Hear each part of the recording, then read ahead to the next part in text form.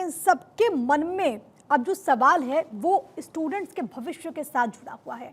क्योंकि आप सोचिए कि वो स्टूडेंट्स जो कि यहाँ पर पहुँचते हैं और ऐसे तमाम कोचिंग संस्थान में अब कार्रवाई हो रही है, लेकिन सवाल जस का तस है कि पहले क्यों नहीं एक्शन लिया जाता। अक्षय हमारे साथ, हमारे सहयोगी लगातार बने हुए हैं। अक्षय, सियासत तो इस मसले पर लगातार होती रहेगी, लेकिन प्रश्न ये है कि देश की राजधानी दिल्ली में ऐसे कई सारे कोचिंग संस्थान हैं जो कि धड़ल्ले से जिनका संचालन हो रहा है।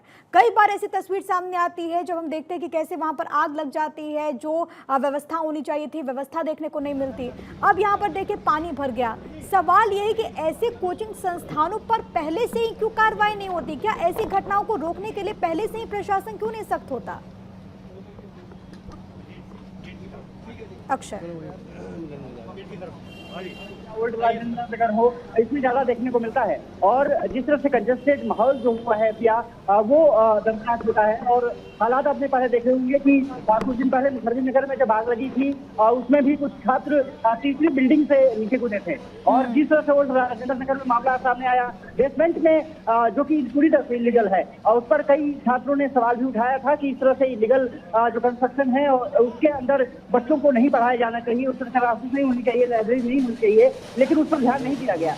कुछ दिन पहले छात्रों ने ऐसी बातें कही थी कि शिकायत की थी, पुलिस को शिकायत की थी, एमसीडी को शिकायत की थी कि इस तरह के अगर इलीगल कंस्ट्रक्शन है तो उसके कारण हादसे हो सकते हैं। और साफ तौर पर है कि उस पर ध्यान नहीं दिया गया, न एमसीडी ने ध्यान दिया, न स्थानीय पुलिस ने ध्यान दिया। और यही वजह रही है कि जब पानी भरा तो अचानक जो बायोमेट्रिक गेट कहा जा रहा है उसके कारण पानी लगातार उसमें बढ़ता गया और छात्रों की हादसे में मौत हो गई। 3 छात्रों के जो परिजन हैं वो अब निश्चित रूप से हताश, हैरान, परेशान हैं। सदन में हंगामा चल रहा है, सड़क पर हंगामा मचा हुआ है। एक सेकंड बस आपको रोक रही हूँ, एक सेकंड बस आपको रोक रही हूँ, क्योंकि तस्वीरें सामने आ रही है।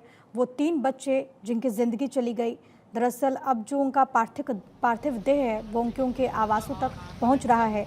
ये जो तस्वीरें हैं वो हम आपको केरल के एर्नाकुलम के रहने वाले नवीन डाल्विन के जो परिजन हैं वो उसके शरीर को यहाँ पर अब उनके घरों तक पहुँचाया जा रहा है। वो तस्वीरें हम आपको दिखा रहे थे, एम्बुलेंस से जो उनकी तह है उसको लेकर के जाया जा रहा है। लेकिन एक बहुत दुखद घटना है। आप सोचिए कि वो पेरेंट्स जिनका सपना रहा होगा और उनको लग रहा होगा कि बच्चा दिल्ली जा रहा है, दिल्ली जैसे शहरों में जा करके वहाँ पर उज्जवल भविष्य के लिए वो पढ़ाई कर रहा है, दिन रात वो मेहनत कर रहा है। उनको क्या पता था कि अब बच्चा वापस नहीं आएगा, सिर्फ एक खबर आएगी कि बच्चा इस दुनिया में नहीं रहा।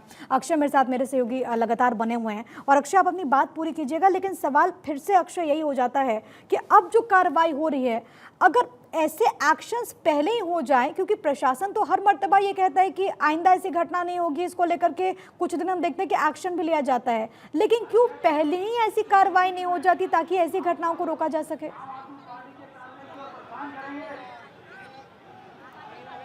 प्रिया, जो आपका सवाल है वो ही सबका सवाल है, और यही वजह रही है कि लगातार ये कोशिश की जाती है कि बेहतर तरीके से संचालित किया जा सके, लेकिन एमसीडी कहीं ना कहीं उसकी पूरी तरह से लापरवाह है। कुछ लोगों से बात करने की कोशिश करेंगे क्योंकि बीजेपी का प्रदर्शन लगातार बढ़ता जा रहा है। हम कुछ लोगों से भी बात करने की कोशिश करेंगे। और जिस तरह से सामने माहौल बढ़ता जा रहा है, ये कहीं ना कहीं एमसीडी जो मगरमच्छ हैं, बड़े मगरमच्छ हैं, उनके खिलाफ कार्रवाई नहीं करती। छोटे जो दुकानदार हैं एमसीडी उस पर कार्रवाई करती हुई बढ़ती है। और योगेंद्र चंदोलिया हमारे साथ मौजूद हैं, सांसद हैं। योगेंद्र भाई, जिस तरह से ये हादसा हुआ है बहुत दुर्भाग्यपूर्ण है, और कह सकते हैं कि इस तरह की निश्चित रूप से नहीं होनी चाहिए थी। ये हादसा नहीं है, ये हत्या है। और 3 नहीं, ये 8 हैं।